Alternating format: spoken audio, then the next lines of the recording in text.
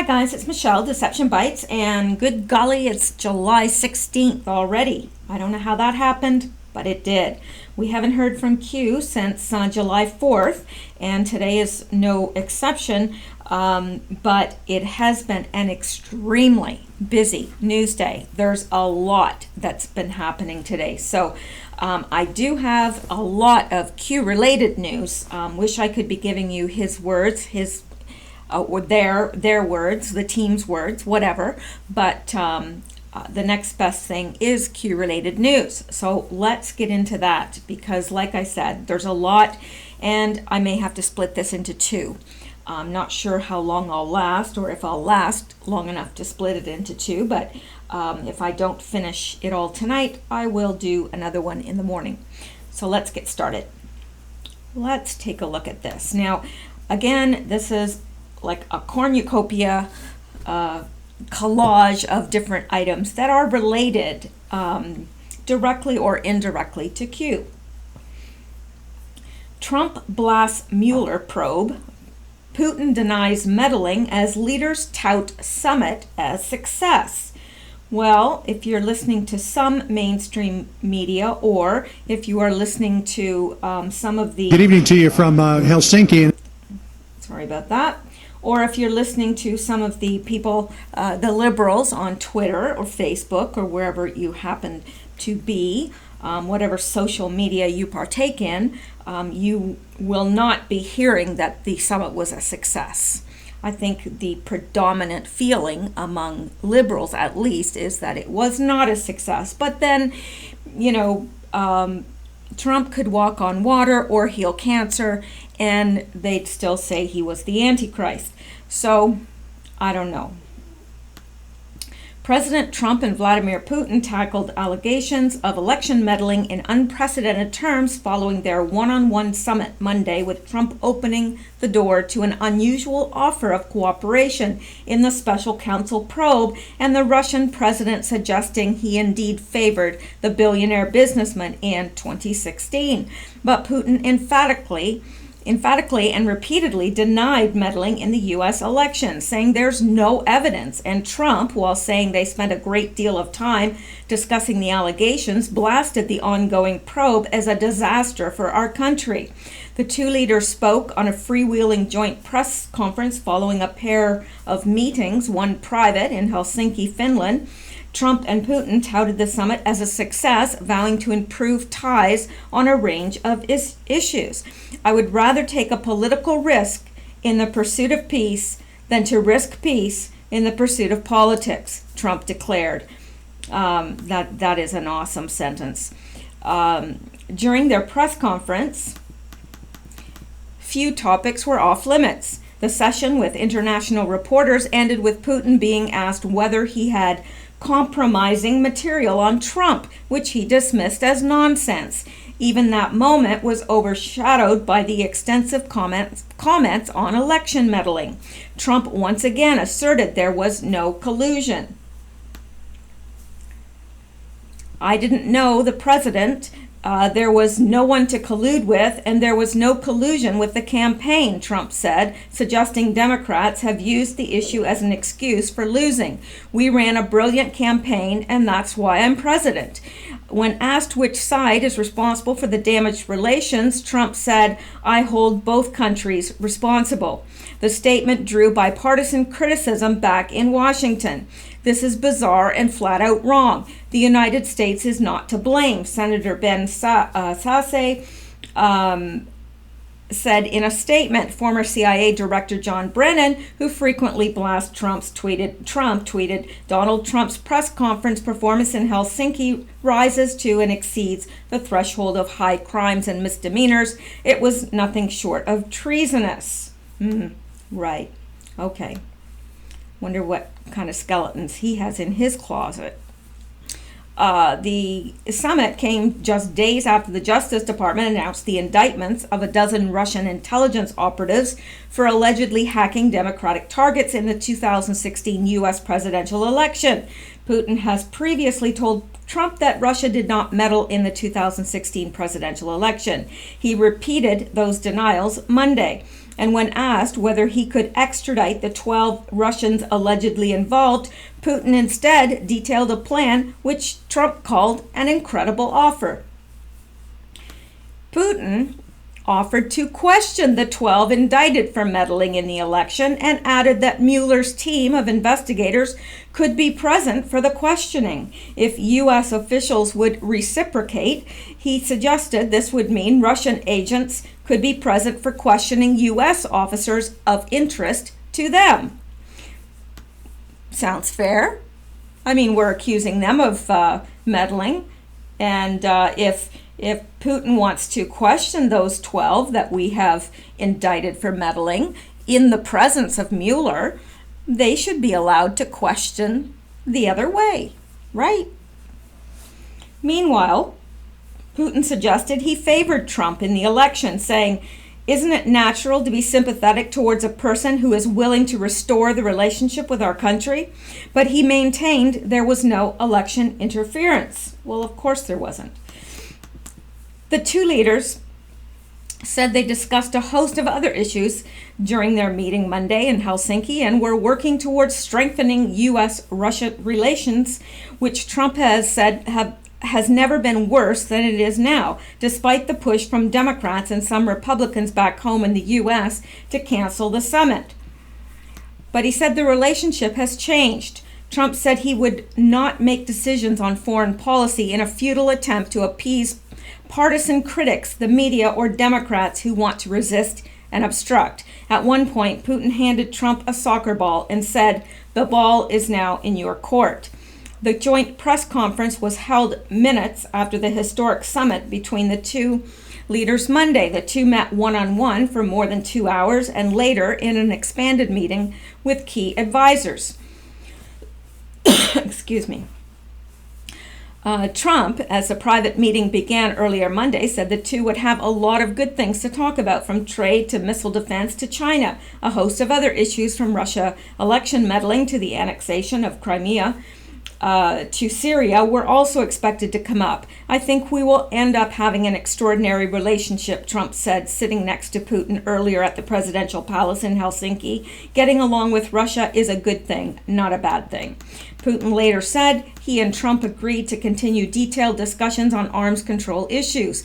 Putin said Russia and the U.S. should discuss a possible extension of the 2010 New START nuclear arms reduction treaty and the implementation of the 1987 Intermediate Nuclear Forces Treaty.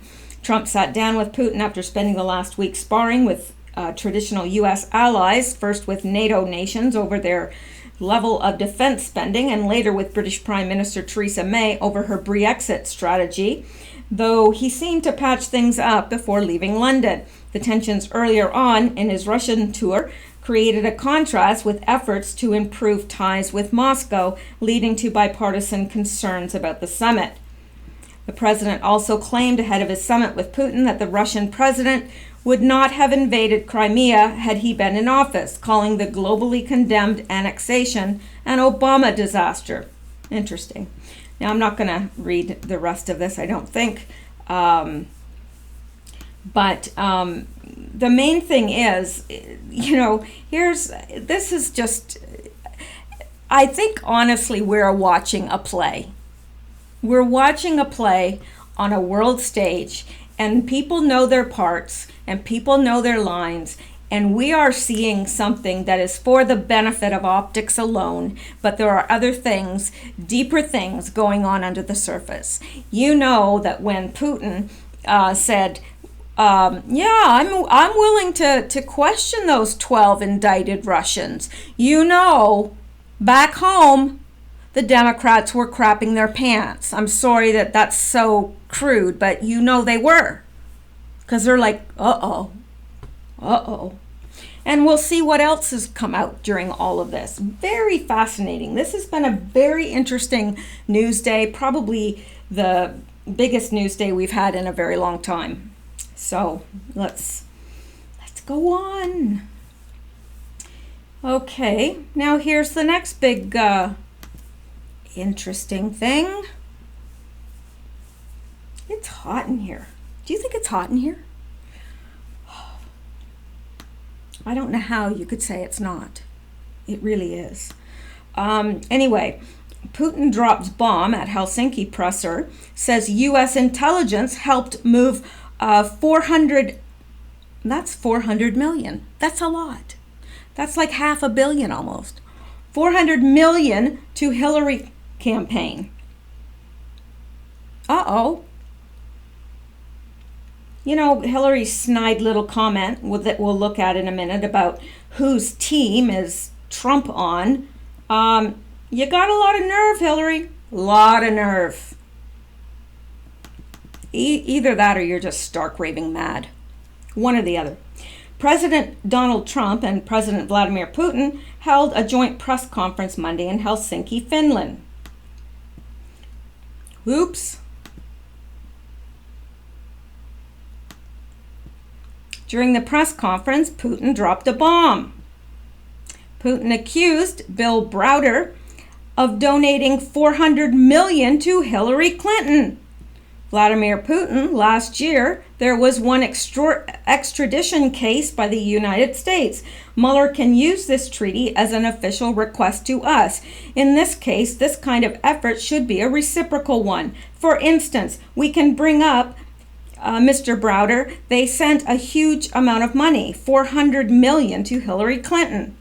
Putin offered permitting officials in the U.S., including Mueller, to Russia to assist in their investigation of the supposed Trump-Russia collusion story. Then Putin dropped his bomb where the U.S. could reciprocate Russia in one of their investigations. This is just pure, you can't write this stuff. Like if you were trying to come up with, a novel, you can't make this stuff up. And you know that both Putin and Trump are trolling at this point. They are. And you know that they know exactly what they're doing. And they're causing the Democrats, seriously, I don't know. There'll probably either be a rush of suicides or stocks in Depend underwear are just going to go through the roof, or there's going to be a rash of just sudden suicide or sudden heart attacks, because you know that this has got to be stressing them the heck out. Had to take a drink. All right. So then Putin dropped his bomb where the U.S. could reciprocate Russia in one of their investigations. For instance, we can bring up Mr. Browder. In this particular case, business associates of Mr. Browder have earned over $1.5 billion in Russia and never paid any taxes, neither in Russia or the United States, and yet the money escaped the country. They were transferred to the United States. They sent a huge amount of money, $400 million, as a contribution to the campaign of Hillary Clinton. Well, that's their personal case. It might have been legal, the contribution itself, but the way the money was earned was illegal. So we have solid reason to believe that some U.S. intelligence offers accompanied and guided these transactions. So we have an interest in questioning them. Oh, you gotta love this. Really, you gotta love this. So here's Putin saying, yeah, we'll cooperate in this investigation into collusion. Come on over, Mueller. You can ask us anything you want. But we've got some things we want to ask too. Oh, this is classic stuff. Classic. I'm telling you, if you live to be 100, you may not see stuff as good as this ever again. All right. More on Bill Browder. Browder is an American-born British financier. He is the CEO and co-founder of Hermitage Capital Management, an investment fund that at one time was the largest foreign portfolio investor in Russia. Bill Browder's grandfather was head of the Communist Party USA. The Russian government put Browder on the Interpol Most Wanted list in 2017. The Washington Post reported Browder appeared before the Senate Judiciary Committee, where he testified that Preveson hired Glenn Simpson of the firm Fusion GPS to conduct a smear campaign against me and Sergei Magnitsky. He contacted a number of major newspapers and other publications to spread false information that Sergei Magnitsky was not murdered, was not a whistleblower, and was instead a criminal. As a former Wall Street Journal reporter, Simpson had extensive contacts with his former media colleagues he could use to spread anti-Magnitsky propaganda. Browder alleged that Glenn Simpson was trying on behalf of the Putin regime to cover up the murder of Sergei Magnitsky, knowingly lying to journalists in Washington to write false stories. Natalia, I'm sorry, I can't pronounce that last name, hired him to lie, and Natalia was working for Putin. So it's pretty clear to me that this was a major Putin operation. In a statement, Fusion GPS counsel Joshua Levy strongly denied Browder's claims. William Browder has an axe to grind with Fusion GPS. His retaliatory attacks on the company are not supported by a shred of evidence. His latest claim that Fusion GPS was hired by the Kremlin to cover up the murder of Sergei Magnitsky 5 years after it occurred is untrue and defamatory. His death was a tragedy, and no one at Fusion GPS has ever said anything to the contrary. Earlier this year, Browder filed a complaint with the Justice Department accusing Fusion GPS and others involved in the anti-Magnitsky campaign of unlawful lobbying on behalf of Russian interests in violation of the Foreign Agents Registration Act. In a letter to the department, Senate Judiciary Committee Chairman Charles E. Grassley wrote, "The issue is of particular concern to the committee, given that when Fusion GPS reportedly was acting as an unregistered agent of Russian interests, it appears to have been simultaneously overseeing the creation of the unsubstantiated dossier of allegations of a conspiracy between the Trump campaign and the Russians. Here's the bottom line. We have congressional testimony under oath that Clinton hired the same firm to smear Trump that Putin reportedly used to smear Magnitsky. Moreover, we also know that the Fusion GPS dossier relied on senior Russian government officials for much of the dirt it compiled, including a senior Russian foreign ministry figure and a former top-level intelligence officer still active in the Kremlin.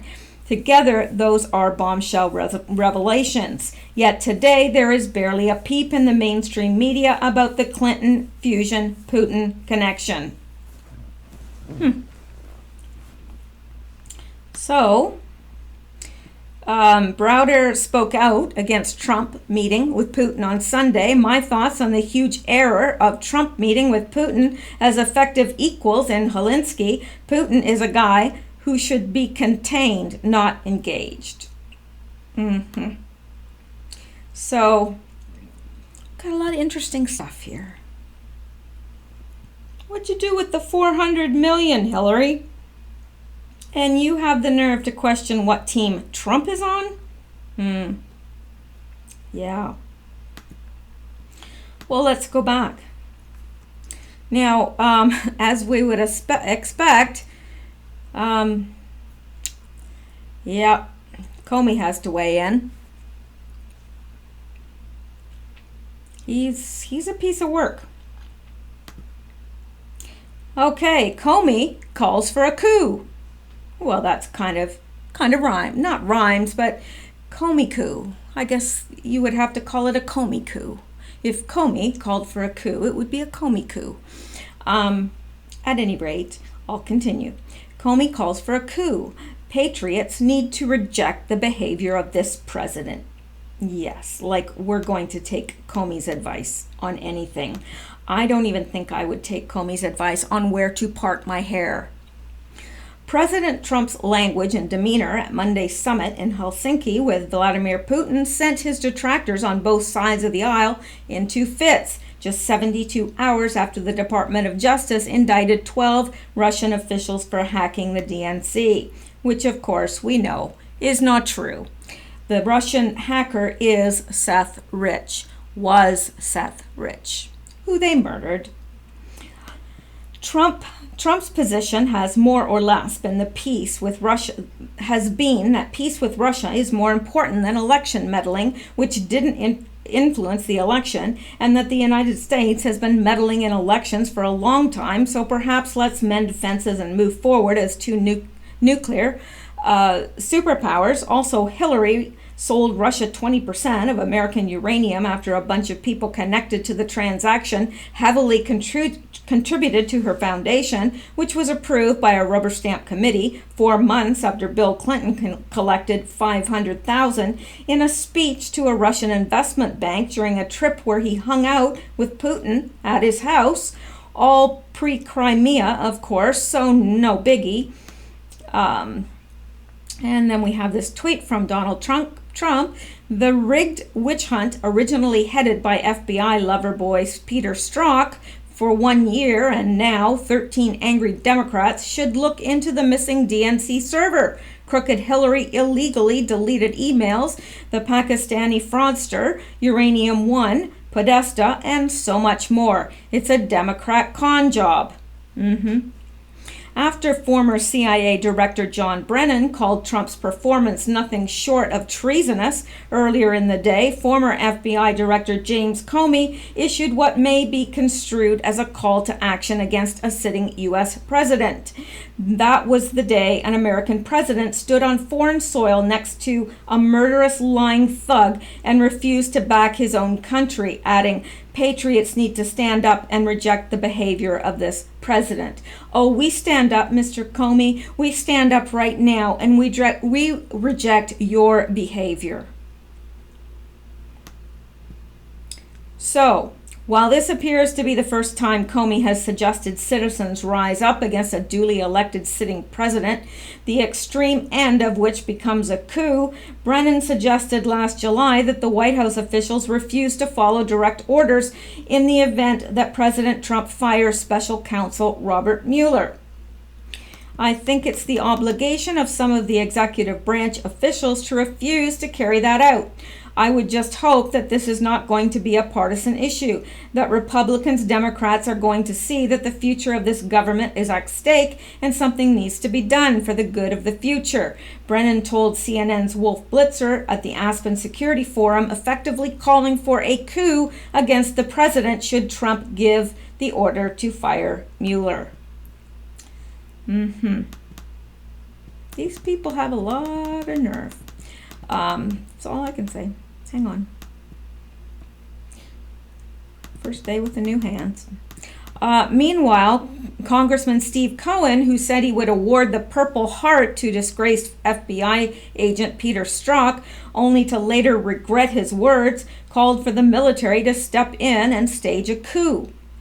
Steve Cohen, in his tweet here, says, "Where are our military folks? The commander-in-chief is in the hands of our enemy." Give me a break. This is unreal. And here's this person, Scott Dworkin.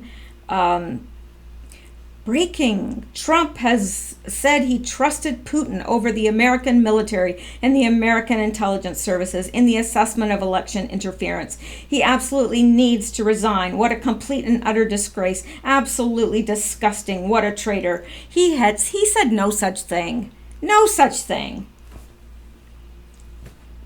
Anyway, let's continue. And here's Emily Zanotti. I think a sitting congressman is calling for a military coup, but I'm not super sure. Steve Cohen, where are our military folks? The commander-in-chief is in the hands of the enemy. And yeah, that's exactly what he's doing, calling for a coup. So the DOJ indicts 12 Russians 1 business day before Trump meets with Putin, and mainstream media outlets far and wide crank out pieces like veteran New York Times employee Charles Blow's Sunday op-ed, Trump, treasonous traitor, hours before the event, combined with Trump's dismissive attitude towards Russian hacking and a nation whipped up by surely coincidental Russian indictments and mainstream media hit pieces, things could not have gone better for Team Hillary and crew. That said, some have come to Trump's defense. Here's Senator Rand Paul. U.S. has intervened in foreign elections for decades, including leaking stolen documents. Nations regularly trying to influence elections, and this is nothing new. Or rather, nations regularly try to influence elections, and this is nothing new for the United States, either as the culprit or as the target of such efforts. And this is by Jonathan Turley. And I love this picture right here. I don't know if I can make it any bigger. Let me try. No, it didn't do that. Oh, maybe it did. It made it a little bit bigger here. I like this picture. Look at Putin. And he's pulling Obama's tie, and it does not look friendly to me. But anyway, I've just lost it, so there we go. And there's Clinton and Putin, Hillary and Putin. So, and here's Mike Tokes. So Obama and Hillary give Russia uranium-1 after accepting kickbacks and foundation donations. Bill Clinton receives $500,000 from a Russian bank. Mark Warner conspires with a Russian oligarch's lobbyist to manufacture fraudulent evidence. But somehow Trump committed treason? Yeah, right. That's very well said, Mike Tokes. Oh, and there, look at here, look at Schumer here. Oh, Chucky boy. Oh, he's having a donut and coffee. He looks like he likes that donut. Yeah, they seem to be enjoying a donut and coffee together. That's what it looks like to me.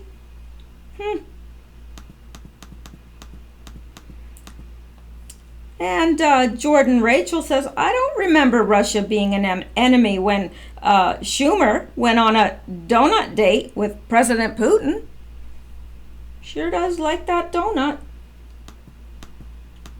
And Mike Tokes, false flag. John Brennan really has some nerve calling President Trump's meeting with another nuclear superpower as treason, considering he sold out the American people time and time again and ran the intelligence community like a de facto government mafia.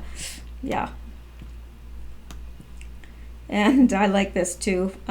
In response to John Brennan, who said Donald Trump's press conference performance in Helsinki rises to and exceeds the thresholds of high crimes and misdemeanors, blah, blah.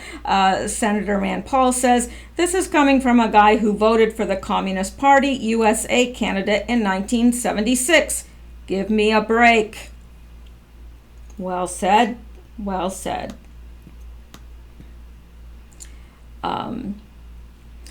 And this person, Katrina Pearson, you know POTUS had a meeting with Putin because the media and the global elite are hysterical. Note, these are the same people who have enabled terrorism to flourish, unlimited wars, condemned generations to poverty, stolen prosperity, and misinformed the public to control outcomes.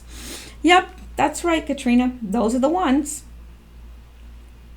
And down here, Robert, I'm not going to read all of these, but just one more. Robbie Starbuck, John Brennan literally voted for the Communist Party to take power in the United States of America. If you look at this ludicrous tweet through that lens, it makes more sense. Yes, indeed. Yes, indeed it does.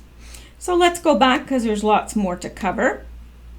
And, yeah, little Adam Schiff. Little Adam Schiff. Yep, there he is. Coochie, coochie, coo. Adam Schiff hits panic button after Trump-Putin presser drops bombshell on U.S. intel and Clinton campaign. Oh, really? President Donald Trump and Russian President Vladimir Putin held a joint press conference Monday in Helsinki, Finland. The president didn't hold back. He called out the Democrats and deep state witch hunt and slammed Hillary Clinton. Putin dropped a bomb and claimed U.S. intel helped American-born British financier Bill Browder move $400 million to Hillary Clinton's campaign. Vladimir Putin. Last year, there was one extradition case by the United States. Mueller can use this treaty as an official request to us. In this case, this kind of effort should be a reciprocal one. For instance, we can bring up Mr. Browder. They sent a huge amount of money, $400 million, to Hillary Clinton. So we have solid reason to believe that some U.S. intelligence offers accompanied and guided these transactions. So we have an interest in questioning them. This is a lot like the first, let me see here. Let me go back to the first one we read. Yeah, it's much like this one. Putin blows apart Russia collusion, but this one, you know, it's focusing more on Adam Schiff. Let me see, let me get down to the Schiff part. Okay, ranking member of the House Intel Committee, Adam Schiff, hit the panic button on Monday. Leaker and liar, Adam Schiff is desperate to keep the Mueller witch hunt going. He has a lot to lose if the truth about Spygate gets out to the public. Schiff was triggered after President Trump called out our corrupt deep state intel agencies for refusing to examine the DNC server. Schiff tweeted, President Trump just attacked our intelligence agencies and law enforcement for doing their jobs while standing next to a dictator who intervened in our election to help elect Trump. Putin will take this as a green light to interfere in the 2018, and it is cowardly and shameful. President Trump just attacked our, okay, that's the same thing. Let me just move down here. Schiff called Trump's presser the most damaging and shameful surrender of American values and interest in modern history. Yeah. Well, telling you, you don't know. The entire Trump-Russia collusion narrative was fabricated by Hillary Clinton and Obama's weaponized law enforcement agencies. To this day, the FBI has not done a forensic inspection of the DNC server, so we have no proof it was hacked, and if hacked, by whom. Rosenstein confirmed in his press conference last week Podesta's emails were obtained through a spear phishing technique, not from a hack of the DNC server. The only threat to our democracy is coming from the deep state and Democrats who refuse to accept the results of the 2016 presidential election. And really, isn't that, when you boil everything down, that's what it comes to. They refuse to accept the results. They refuse to acknowledge the fact that Donald Trump is the president. But I don't know about you, but I wake up every morning almost in a cold sweat. And then all of a sudden I think, sometimes I just have to verify the fact that Hillary Clinton is not president. Yep, okay, she's still not president. Okay, wow, all right, so I'm going to have a good day today. She's still not president. I don't know about you, but that's how I wake up. Like, is she president? No, she's still not president. Oh, great. All right. This is my couch, not anything else. Do you hear this? It's the couch. Well, it's not really a couch. It's one of those S-shaped recliners. Not that you need to know that or anybody else even cares, but I just thought I'd throw that out there for free. All right. Now, this is from Stealth Jeff. It has a picture of Jeff Sessions, of course, but I know that this is not his, actually his account. If it is, I'd be very surprised, but I do follow this person because they have a lot of interesting things to say. But according to Stealth Jeff, Trump just made some sort of deal with Putin that led to Putin outing $400 million of illegal donations to Hillary Clinton, with the entire media being forced to cover it live, and every single plotter on Twitter is going nuts. Brennan, Yates, Comey are panicked. No doubt. I'm telling you, I've said this before, but I wish I had taken stock in Depend. Well, it depends. Depends, I don't know. But I wouldn't wear an underwear called Depends. I'd want an underwear called For Sure. That's just me though, just saying. All right, let's go down to this one. Here's one by Matt Crouch, and of course I got this from Twitter as well. And Matt Couch says, raise your hand if you're actually smart enough to realize that zero evidence exists that the DNC was hacked by Russia. The FBI was never allowed to view the servers. The DNC brought in CrowdStrike, who took the servers and destroyed them. That is what real investigating is. Not. Yeah. So, 1 second while I have a drink, because I need one. Oh, relax. It's only Diet Coke. And I know it's bad for me. I am quitting. I'm cutting way, way down. All right. Let's take a look at this.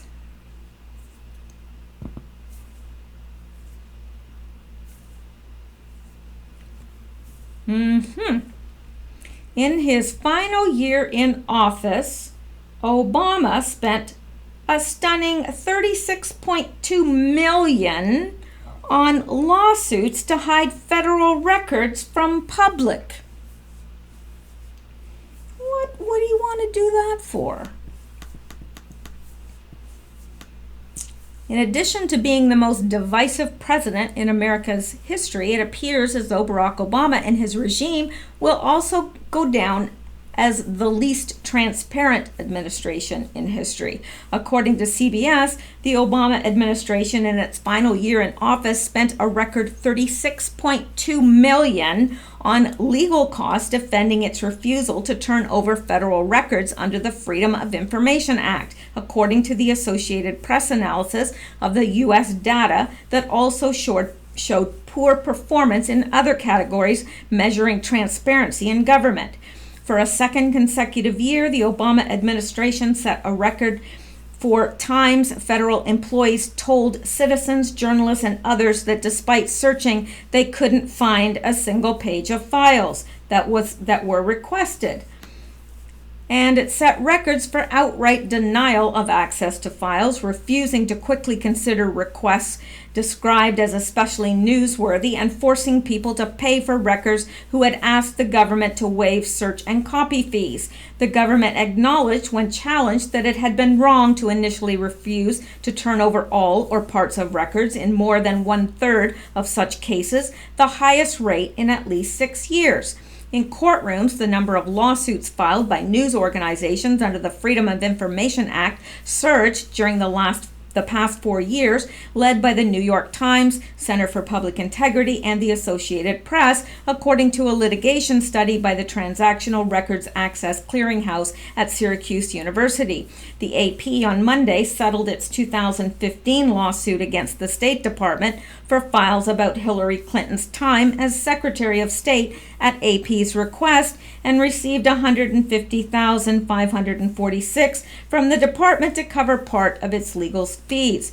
The AP has pending lawsuits against the FBI for records about its decisions to impersonate an AP journalist during a criminal investigation, and about who helped the FBI hack into a mass shooting suspect's iPhone and how much the government paid to do it.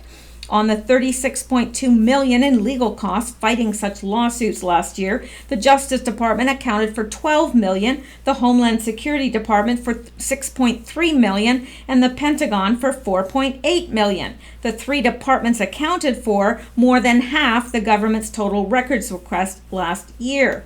The figures reflect the final struggles of the Obama administration during the 2016 election to meet President Barack Obama's pledge that it was the most transparent administration in history. Despite wide recognition of serious problems coping with requests under the information law, it received a record 788,769 requests for files last year and spent a record 478 million answering them, and employed 4,263 full-time Freedom of Information Act employees across more than 100 federal departments and agencies. That was higher by 142 such employees the previous year. So there you go. Now, let's go back, because we can. All right. Now, I thought this was interesting, and I thought that you guys would find it interesting as well if you haven't seen it already. This is from Twitter. Actor Clint Eastwood makes massive announcement. Hollywood is the place of traitors and pedophilians. This morning, I've decided to leave this awful place and fight against the traitors with real American patriots, with President Trump. Do you stand with Clint? Now, I think that is awesome, and yes, Clint Eastwood, we stand with you. And James Wood, again, I really enjoy his posts as well. Very intelligent man. And he says, I lived during the Cold War in my youth. It was a disconcerting and truly dangerous time. When I see the world's two nuclear superpowers extending diplomatic olive branches, I see a good thing. I agree with you, James Woods. I see a very good thing as well. I don't see how two superpowers working together toward peace can be a bad thing. And I like this. It's just taken from a quote from Donald Trump that I believe we read earlier. A productive dialogue, and this is actually from the real Donald J. Trump. A productive dialogue is not only good for the United States and good for Russia, but it's good for the world. And that is what it says here. And it is from today's joint press conference. So that is a very good quote. And another from Donald J. Trump. I would rather take a political risk in pursuit of peace than to risk peace in pursuit of politics. And again, that is from today's joint press conference. Beautiful. Well said. Now, let's take a look at this.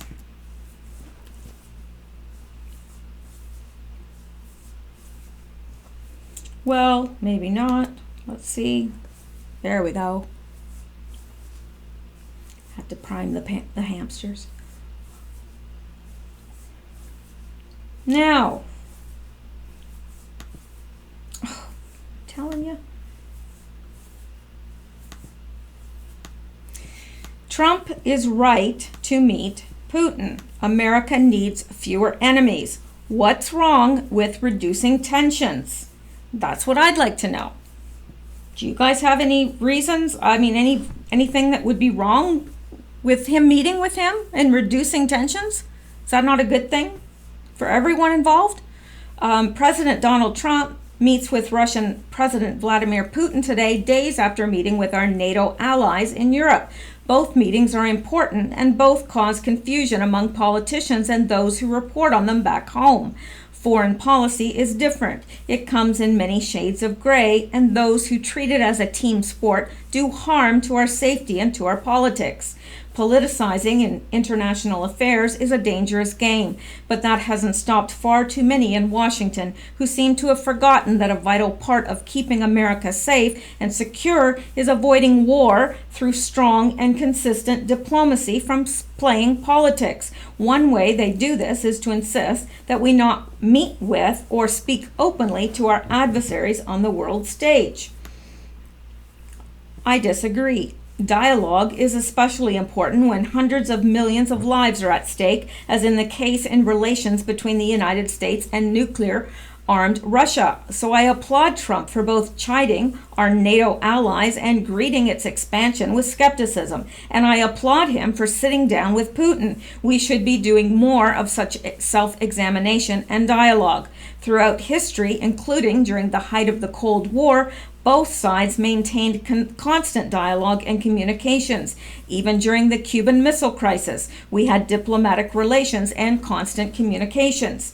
Unfortunately, over the past 2 years, some have fueled a hysteria that has created such a paralysis regarding Russia that regular meetings and communications have ceased, and one can be accused of collusion merely for agreeing to a routine meeting with elected Russian officials who might be visiting Capitol Hill. The hostile climate created by Russophobes has resulted in a vacuum in cultural, educational, and even legislative exchanges, while elected officials from both Washington and Moscow are not now on so-called ban lists. Nothing will be achieved by each country shutting the door to the other.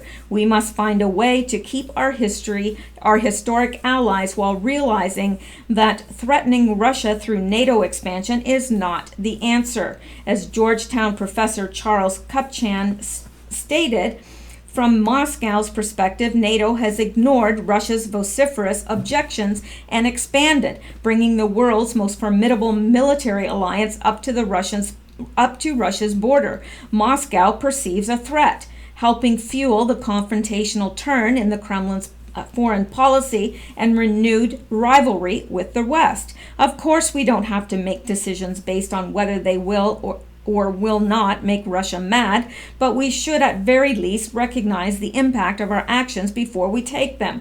There seems to be a lack of thought and rush to action among some who criticize the president for meeting with Putin. Russia doesn't need to be considered our friend, but we certainly have overlapping interests. Syria, Islamic terrorism, and energy that requires us to have an open dialogue and relationship.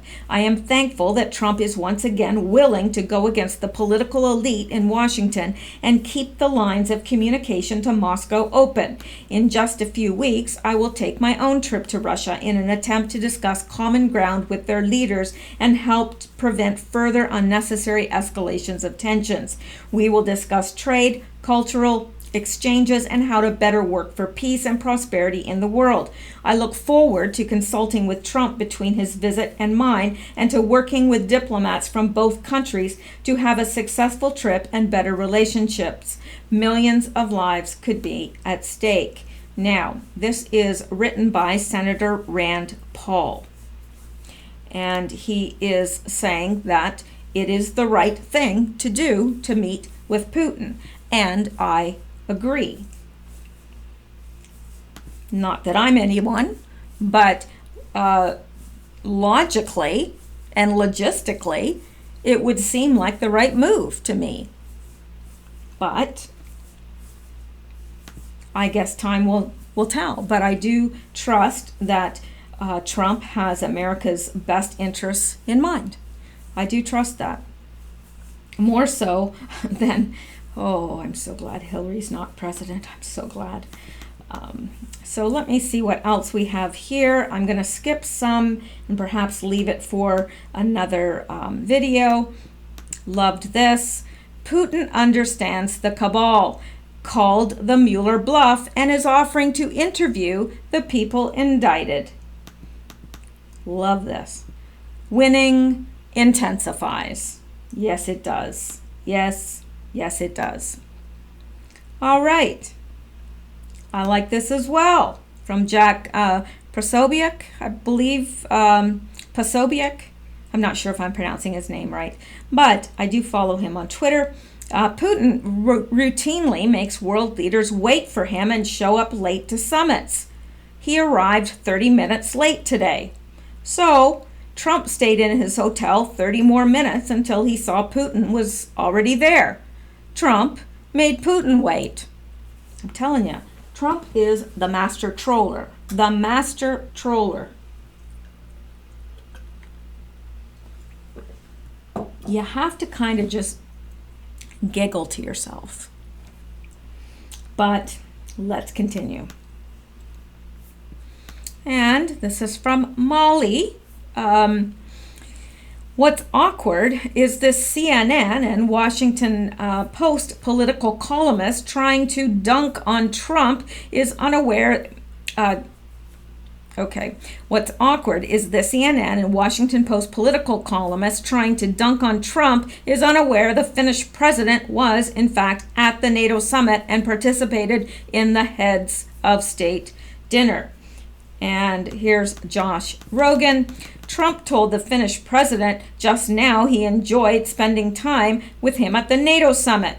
Finland is not part of NATO. And of course, again, she's saying this political columnist is unaware that the Finnish president was, in fact, at the NATO summit and participated in the heads of state dinner. So, yeah. Now, I think the rest is kind of all about the whole pizza thing. I did want to show this picture. I know you guys have probably seen it, but I just think that our First Lady really, sorry, let me go back here, find her again. Where'd you go? There she is. This is like, she showed up in this gown and it's absolutely so regal. It's just absolutely stunning. And few women can wear yellow, let me tell you. And she just looks absolutely stunning. She looks like a goddess. If there were more than one god. And just absolutely gorgeous and regal. And, yellow is the signal of friendship. So I wonder if that had something to do with the choice, because I know that especially people on the world stage or people that are great influencers, people that, anyone that's on TV as an influence, a motivator, they do pay attention to how they dress, the colors they wear, and the signals that it sends. So I'm thinking that this was a deliberate choice of color because yellow is, it's a bright, sunny color, and it is the color of friendship.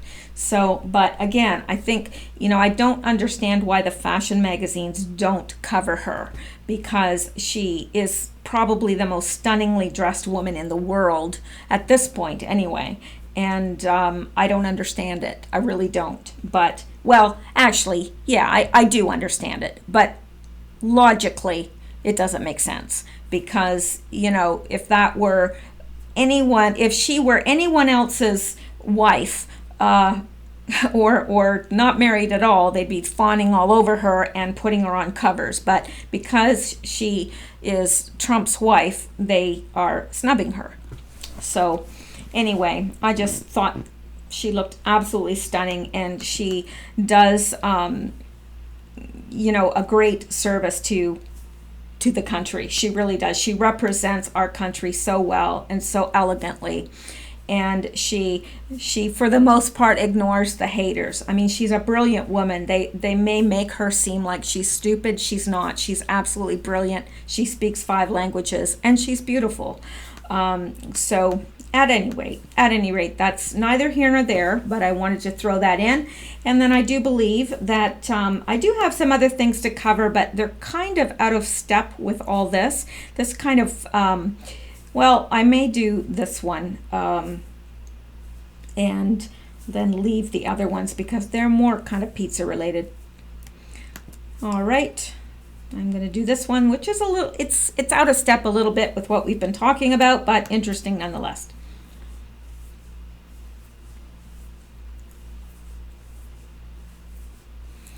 San Francisco mayor. There's more feces than I've ever seen. Now, you know whose district this is in? Pelosi and Maxine Waters. The new mayor of San Francisco, London Breed, is beside herself at the abject squalor resulting from decades of progressive policies that encourage homeless residents to use the streets as their personal toilet. It was interesting because I was listening to Diamond and Silk today, and they were talking about this, and the one says, what do you mean? They're just dropping their load in the street? And the other one said, they're homeless. Where else are they going to drop it? And it was just funny because it's true. They're saying this is a problem. What else are they? They're homeless. Where else are they going to go to the bathroom? So anyway, in an interview with local station NBC Bay Area, Reed acknowledged that the poo-coated city she was born and raised in has a huge problem she aims to clean up. I will say there is more feces on the sidewalks than I've ever seen growing up there. Than I've ever seen growing up there, Breed said. There is a huge problem, and we are not just talking about from dogs, we're talking about from humans. Unfortunately, her solution is to simply ask the city's estimated 7,500 vagrants to kindly stop with all the street squatting and clean up after themselves. Considering that 39% of the homeless surveyed in San Francisco homeless census claim to have mental health issues, we're not entirely sure how this policy will work. Now, I can see it now. These people are homeless. They don't have toilet paper. They don't have things to clean up after themselves. They don't have the option of going into a donut shop or whatever and using the bathroom there because they're generally kicked out. So where do they, and she thinks that just asking them to clean up after themselves is going to solve the problem. If you don't have a pot to piss in, where are you going to piss? Now, I'm sorry, that's really rude way to put it. It really is, and forgive me, but seriously, I shake my head at the stupidity of these people, really. Yeah, I know someone who has, she's pulled herself up from the bootstraps. She's been sober 10 years, but she lived under a bridge. Yeah, she lived under a bridge. The stories that she tells me brings me to tears, literally to tears. Now, she's had a rough life, and I just know if I showed her this, and it would be interesting to do that and ask her what her opinion would be, because she told me a story of going to social services, and they gave her a hotel for the night. That was their solution, giving her a hotel for the night. So great, she had the hotel for the night, she had a bath, she cleaned up, but the next night she was out on the streets again. How does that help her? It doesn't. So, and this is not helping them. Could they bring in porta potties for them?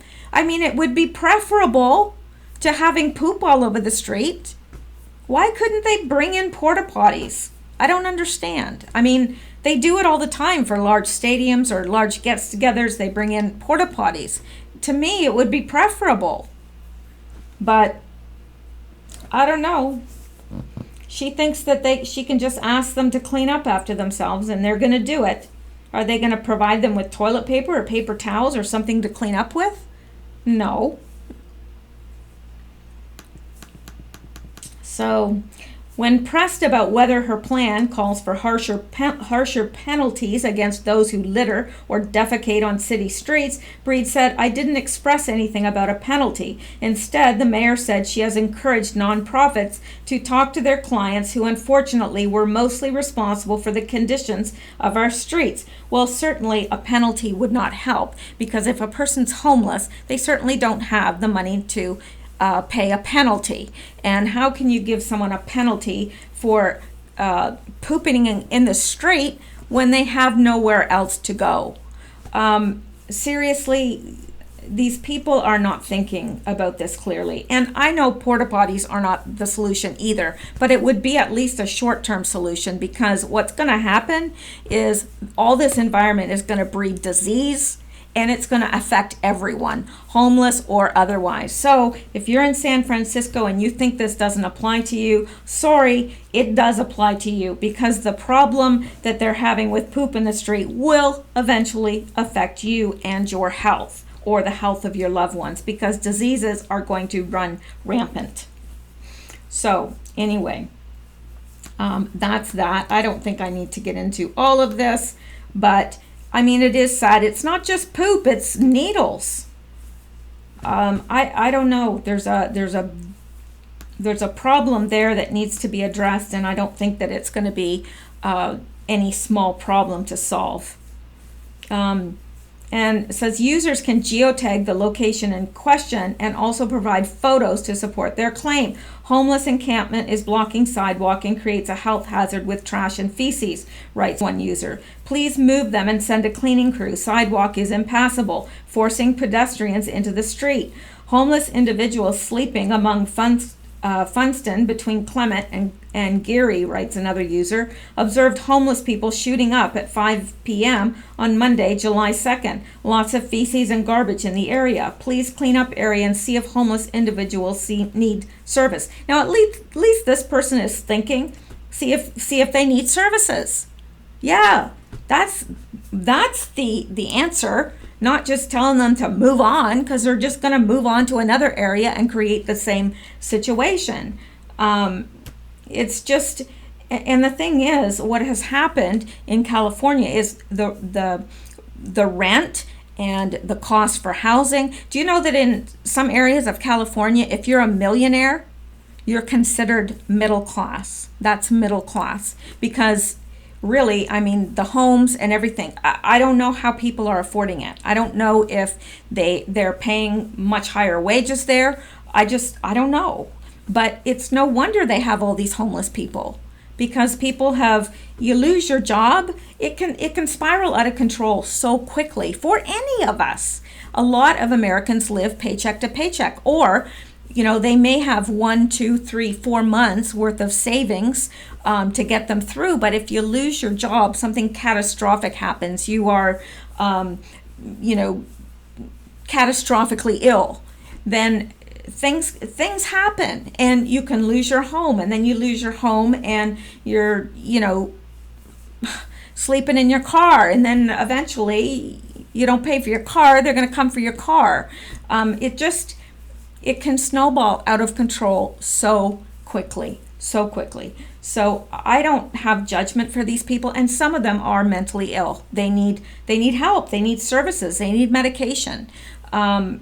So I don't speak in judgment of the homeless. I have a very soft heart for the homeless. And I know that people say to me, well, that's easy for you to say. You don't have to deal with it. Well, right now, I don't have to deal with it, but I've lived in big cities most of my life. So yes, it has been a part of my daily life up until a couple years ago. So yeah, I know it's annoying to have to step over homeless people and to see crap in the streets and needles.